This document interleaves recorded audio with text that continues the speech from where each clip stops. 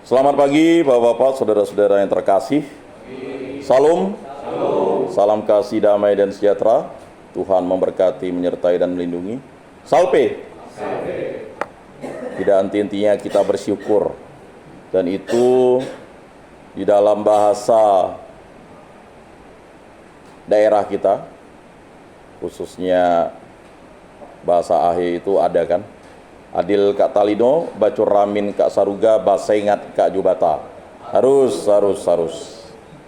Lalu sebagian besar ya kan dari orang-orang Bekati itu ada juga mempunyai salamnya. Agun Kak Batu Ampar, Barampayut Kak Uka Tanggang, Bapama Kak Sangkaro. Ai. Pak Atis tak jawab, mungkin dia belum belajar. Ya. Jadi itu udah lama sebenarnya Pak Atis salam itu waktu Bekati Penyadu, waktu bapak saya tuh ada Pak Paulus Bujang, bapak saya Pak, udah ada beberapa almarhum tuh, udah. Sebelum Mengkayang ada tuh salamnya udah ada. Ya. Jadi salam-salam itu sebenarnya adalah salam di mana kita memuji dan memuliakan Tuhan. Sama seperti bacaan yang kita akan refleksikan pada kesempatan ini. Saya berbangga kepada Bapak, saudara-saudara, tadi saya hitung dengan saya 24 orang, mungkin dah bertambah 25 orang ya. Dari total anak-anak Tuhan ini yang ada di sini 93 orang. Terakhir saya ngecek ya datanya 2 bulan yang lalu, karena bulan yang lalu kita tidak bisa bertemu karena ada kegiatan. Ya silakan dipakai oleh ya saudara-saudari kita untuk retret. Semoga apa yang disampaikan dalam setiap kegiatan bimbingan rohani ini menjadi sesuatu yang bermakna dalam hidup kita untuk merubah perilaku kita. Terkadang kita berpikir hidup kita mulus-mulus saja, mau yang enak-enak saja. Dan terkadang sering kita melakukan tindakan yang salah, yang cemar, susah melihat orang senang, senang melihat orang susah. Ya kan? Ketika di jalan ada kecelakaan bukan ditolong dulu, KB-nya dulu yang dilihat. Saya bingung juga. KB-nya berapa katanya? Maksudnya apa? KB-nya berapa? Mana KB-nya? Bukan tanya orangnya gimana, menolong atau sebagainya. KB-nya berapa? Jadi senang melihat orang susah karena dia mendapat kesenangan bisa memasang judi togel. Ya kan? Mungkin bapak-bapak terjadi itu. Ketika misalnya ada saudaranya cerita, tetangganya cerita, tadi aku lihat ada kecelakaan motor. Berapa KB-nya katanya? Loh, pikir dia tanya itu motor dia kah atau apa? Lama-lama enggak, untuk kita pasang supaya dapat rezeki. Nah, itu tadi. Ya kan? Senang melihat orang susah. Mendapat bansos ya. Dulu namanya SDSB. Sumbangan ya, dana sosial berhadiah, kupon putih ya. Dulu ada warung di gang saya itu, jadi kalau udah mulai SDSB itu kan 4 angka ya kan. Saya masih ingat persis tuh 2 angka itu kalau tidak salah dapatnya 75.000 kan, dengan masang Rp1.000. Kemudian kalau 3 angka tidak salah 350.000. 4 angka 2 juta kalau tidak salah ya. Ya sekitar itu. Itu SDSB. Ya. Lalu kalau yang 6 angka itu 1 miliar kalau tidak salah. Kalau tidak salah ya. Karena itu ditingkatkan lagi. Dan itu sangat banyak yang memasang dan mampu untuk ya, katanya sampai mengadakan kegiatan olahraga itu uangnya itu berlebih-lebih karena menghimpun, yang lama-lama akhirnya ditafsirkan menjadi judi. Setelah itu ditutup ya, lalu mulailah kupon putih kan, SDSB gelap. Nah, ini SDSB gelap nih. Sama modus operandinya ya, menggunakan ya Singapura yang punya, karena Singapura masih main lotre waktu itu ya. Nah, jadi nomornya tergantung Singapura dari nomor terakhirnya 2, 4, lalu ya kan 6. masih. Dan banyak bandar itu. Lalu ditangkap. Nah, saya tidak tahu di sini ada juga mungkin yang ditangkap pada kupon putih ini ya. Kok kupon putih? Ya putih saja. Nanti ditulis, ya kan? Itu masang tuh tidak alang-alang ya. Kawan saya itu masang, itu sampai 200.000 tuh kupon putih. Itu masih ada. Di setiap daerah tuh masih ada. Ya. Dan ini marak terjadi kan sampai sekarang. Ya kan, sampai sekarang. Karena masyarakat sudah dibiasakan pohon yang buruk menghasilkan buah yang baik katanya. Sehingga itu dibiasakan, apalagi ya, judi itu mau dibudayakan. Padahal judi itu bukan budaya. Judi itu adalah perilaku sesat, menyimpang yang menggairahkan dan memunculkan semangat untuk bermimpi. Semangat untuk bermimpi. Jadi tafsirnya bukan lagi tafsir yang macam-macam. Ya, buku tafsir mimpi itu setebal ini saya lihat. Ya kan, kalah-kalah Alkitab kali. Ya. Jadi dia tidak membaca Alkitab tafsir mimpi.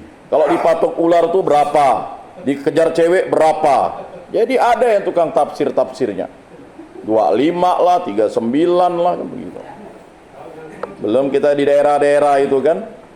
Singgah mobil lalu main dia. Ya. 52, 25. Ya kan? Biji semangka. Ya kan, macam-macam lah perilaku manusia. Ya kan? 38. Hebat juga manusia itu berpikir kan? 38 ya. Nah, padahal yang masang kawan-kawannya juga modus operandinya kan? Nah, di daerah tertentu tuh sampai udah tahu lah. Ya. 25 38. Ya kan? Atau 69. Ya. Jadi gerakan-gerakan sesat begitu kok banyak peminatnya. Dan semua agama, semua kalangan. Ya. Dari mulai tingkat bawah sampai tingkat atas. Ya. Senang menafsirkan mimpi-mimpi. Ya. Makanya ya. Mimpi apa? Kalau tidak ada mimpi ditanya lagi, mimpi apa semalam katanya. Pikirnya mimpi apa begitu. Rupa mimpi untuk ya mencari nafkah dari ya kan kesulitan orang lain, mimpi orang lain, dan berbagai macam tafsir-tafsir. Sampai sekarang pun masih tafsir. Kalau misalnya tangan kanan gatal, oh ini mau dapat uang katanya. Kalau di sini tangan gatal, kenapa gitu? Nyamuk kali. Mata berkedip sebelah kanan, oh banyak diceritakan yang baik-baik. Di sebelah kiri diceritakan yang jahat-jahat. Tafsir-tafsir. Bapak, saudara-saudara yang terkasih, pengantar ini saya buka. Mengapa? Karena banyak di antara kita mengalami kesesatan karena pemahaman salah dalam pola asuh, pola didik. Pola asuh iman, pola didik iman. Sehingga kita terkungkung, terbiasa hidup menggunakan tafsir-tafsir sesat. Ya kan? Apalagi kalau misalnya tai lalat. Ya kan? Ngapa enggak tai sapi atau tai tikus kan? Tai lalat katanya. Ya. Itu semacam sebenarnya itu dianggap tumor jinak, Pak. Ya. Tumbuh di daerah ya macam-macam. Bisa ditafsirkan macam-macam. Ya. Sehingga kita membuat tafsir-tafsir. Bahkan gara-gara tai lalat tumbuh di salah satu tempat yang dianggap vital, itu dianggap sial, lalu cerai orang katanya. Tafsir-tafsir. Ya kan? Dan ini berbahaya. Begitu juga dengan tafsir-tafsir di telapak tangan kan? Padahal hurufnya M. Manusia pasti mati kan? Coba lihat itu. Jadi macam-macam tafsir. Oh ini dulu jalan rezekinya bagus, jalan usahanya bagus, jalan ini bagus, ya kan? Jalan yang bagus tidak dilaksanakan dengan hal yang bagus ya tidak akan bisa menghasilkan sesuatu kebagusan. Elia adalah seorang nabi besar yang berkenan di hadapan Allah. Mengapa dia nabi besar? Karena di antara nabi di Israel itu hanya Elia saja yang tetap setia kepada Allah. Bahkan berapa itu? 450 nabi Baal. Hanya satu nabi Allah. Ya kan? Bangsa Israel sudah mengikuti Baal-Baal itu. Ya, berhala-berhala itu. Karena 450 Nabi Baal, bayangkan, tidak alang-alang lawan satu Elia. Ya kan? Bangsa Israel itu sudah tidak ada lagi mau ngikut Allah. Tinggal hanya satu-satunya Nabi Elia. Kalau tidak percaya, baca kitab suci. Ya. Apa yang terjadi? Nabi Elia bilang beginilah, ya kan? Udahlah, katanya. Sebelumnya dia cerita, hujan tidak akan turun, lalu dia sembunyi di suatu tempat supaya dia tidak dibunuh oleh Raja Israel. Lalu habis itu, ya, bukan dia menantang, dia mengadakan perlombaan sayembara. Ya. Barang siapa memang Allahnya betul, dia akan mengambil korban bakaran itu. Ada 2 lembu.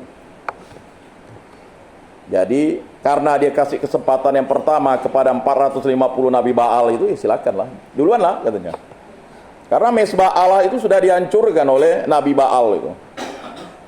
Akhirnya dia potong sama persis, diolah dan semacamnya, ya kan, dibuat, dan mulailah dia mulai berdoa Nabi Baal. Oh, enggak dijilat-jilat anunya, korban bakarannya, ya kan?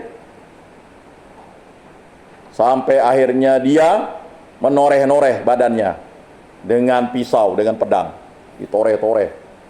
Tidak juga Allahnya menjilat atau mengambil korban bakaran. Kan diolok sama Nabi Elia. Masa 450 Nabi satu pun tak berkenan di hadapan Allahnya? Ya kan? Lalulah barulah Nabi Elia. Bangsa Israel udah kolap dia kan. Waduh, kita mengikuti Nabi yang salah, Allah tak berkenan tuh. Sekarang baru giliran Nabi Elia, diolahnya lembu itu, ya kan, yang terbaik, daging dan lemak-lemaknya. Setelah itu dia menyuruh, ya, memperbaiki mesbah Allah, ya, kemudian ditaruh air di kiri kanan, ya, kemudian, ya, dia berdoa kepada Allah, dan langsung Allah menjawab doanya dengan, ya, nyala api dan membakar habis korban bakarannya. Terkejut semuanya. Celaka, kata bangsa Israel, kita sudah sesat. Makanya Nabi Elia ini adalah nabi yang luar biasa kesuciannya, ya, kesuciannya. Dahulu kala tampillah Nabi Elia. Jadi kitab Putra Sirak itu adalah kitab, ya, bagi saya jelaskan dulu, bagi kitab suci Katolik itu ada 73 kitab. Kitab suci Katolik atau yang bukan Katolik itu, ya, artinya itu tidak menganggap Deuterokanonika sebagai kitab suci. Maka disitulah terjadi perbedaan dogma yang besar. Tetapi sekarang banyak juga aliran-aliran dari denominasi Kristen itu kembali, ya kan, menganggap itu kitab suci. Karena memang persoalannya itu, ya, tafsir yang dibuat oleh Martin Luther, sehingga itu menyesatkan banyak orang-orang Kristen. Jadi kan begini, Deuterokanonika ini kan adalah tulisan di mana orang-orang Yahudi yang tidak bisa berbahasa Ibrani itu menuliskan, ya, kitab sucinya dalam bahasa Yunani, ya. Kalau yang bahasa Ibrani itu memang Deuterokanonika itu tidak masuk, karena memang catatan-catatannya itu tidak berbahasa Ibrani tetapi berbahasa Yunani, Septuaginta. Nah, situ terjadi perbedaan besar. Bagi kita yang hidup di zaman sekarang, ya, silakanlah dengan dogma masing-masing, tetapi kitab Putra Sirak ini adalah kitab suci, ya. Dalam perjanjian lama itu ada satu kitab yang luar biasa unik. Bapak-bapak pasti tahu, ya. Dari 12 nabi itu ada satu kitab yang paling unik, dia hanya satu bab. Dan banyak orang Kristen pikir itu bukan kitab suci, yaitu kitab Obadya. Silakan dibuka. Itu hanya satu bab, pendek lagi kan. Dan banyak yang tidak tahu itu kitab suci karena dia nyisip antara, ya kan, Amos dan Yunus. Kalau cari obaja itu setengah mati orang. Ya, kalau kitab sucinya gundul, tidak ada ininya ya. Bahkan yang ada ini juga susah mencari. Jadi saya jelaskan dulu. Jadi kitab Putra Sirak itu ya dianggap denominasi Protestan itu sebagai Deuterokanonika atau begini, sebagai apokrif. Bagi denominasi Kristen itu dianggap kitab palsu karena tidak berbahasa Ibrani langsung. Nah, itu tafsirnya Martin Luther ya, silakan saja. Dan beberapa denominasi ya.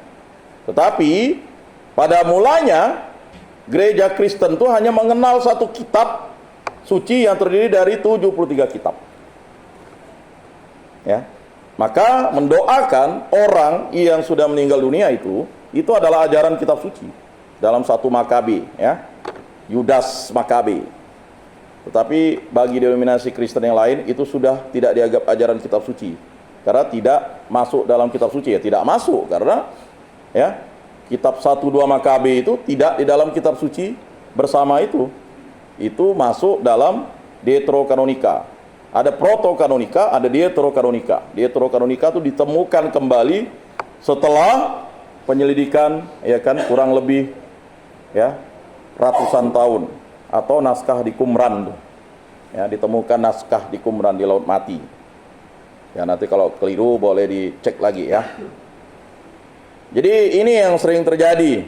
Makanya jangan lalu membingungkan. Mengapa orang Katolik itu ya mendoakan arwah orang meninggal, bukan mendoakan arwah orang meninggal. Bersyukur kepada Allah Tritunggal yang Maha Kudus karena orang yang meninggal itu menjadi pengikut Kristus. Gereja memberikan kesempatan kepada orang-orang yang hidup di dunia untuk memohon ampun, rahmat pengampunan kepada orang yang meninggal dunia itu, karena orang yang meninggal dunia itu tidak bisa berbuat apa-apa. Jadi dia tidak bisa berbuat apa-apa lagi. Dia hanya membutuhkan doa dari orang yang hidup berziarah di muka bumi ini. Itulah gereja disebut dengan gereja yang berziarah. Kalau yang sudah di akhirat itu gereja yang menderita. Sedangkan orang yang sudah atau orang kudus berada di kerajaan surga itu adalah gereja yang berbahagia. Nah, orang yang berbahagia itu mendoakan kita yang hidup di dunia ini agar bisa bergabung bersama mereka karena belas kasih dan kerahiman ilahi.